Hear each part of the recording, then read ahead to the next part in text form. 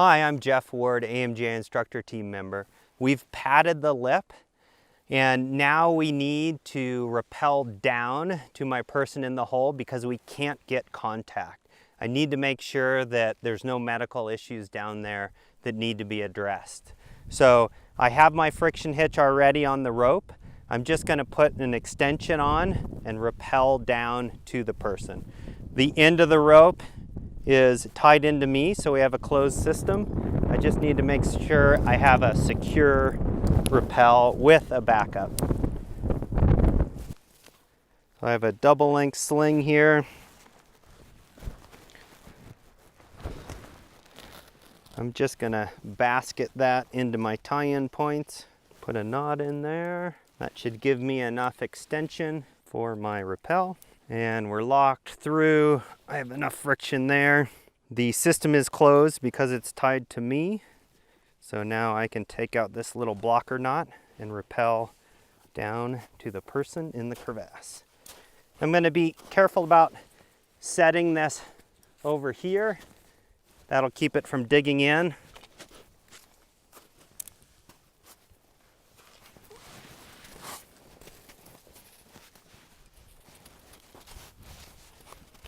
Once I get to this elevation, I'm going to just put a little catastrophe knot in here just in case that friction hitch slips, but it should be good.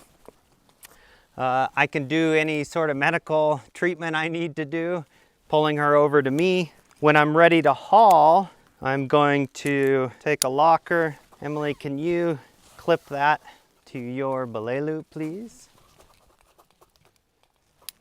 And lock it. Nice, so that looks good. We're set up with our drop C. And now I need to climb out of here.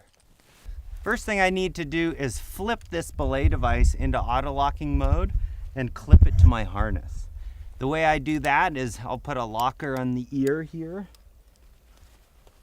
Next, I'm going to stick a friction hitch above the belay device. And this is a pretty skinny rope, so I need to make sure I have enough wraps. So I'll test that real quick. That feels good. I'll extend that. This is going to be my leg loop. Double length sling often works well for that. I can just girth that if I needed to save carabiners. With this system, I really like to also put a carabiner in here, and this is going to help with the redirect of the rope. So the way it'll work is carefully place my foot in there. Make sure that's holding. Yeah, that looks good. Now I'm going to stand up and clip this locker into my belay loop and sit back down. Now I have a foot loop here and something clipped to my harness there. Next thing I want to do is figure out some way to back up this system.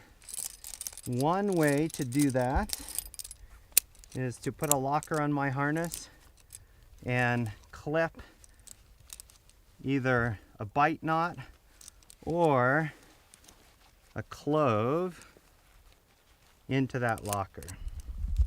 And things are getting a little messy right now, but I'll be able to clean them up in just a second.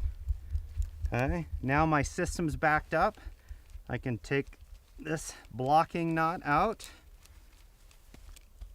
I can take this friction hitch off. This was my third hand on the way down, the backup to my rappel. But I'm going to leave my original extension on there. That's not really getting in the way, and this carabiner here is quite critical, so I'm going to just keep that locked. So now I can slide up my foot, slide it up as high as I can, and then as I stand up I get a little 3-to-1, and then I can sit back down. So slide that up, pull and stand, slide that up, pull and stand, and all the way up. Eventually, I'm going to have generated a bit of slack in my system, and I'm going to want to take that slack out of this clove hitch. I'll just pull on that, inch it through, give myself a little slack so I still have enough throw. Once I get near the lip, that's often where it's the hardest. I'll take, if I can get my feet on the wall, I'll take my feet out of the foot loop and just press off the wall.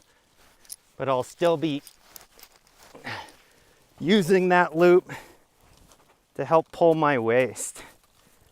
And the more I can press away from the wall, you can see the more it brings this rope that I'm ascending out, and the easier it is to get past the lip here.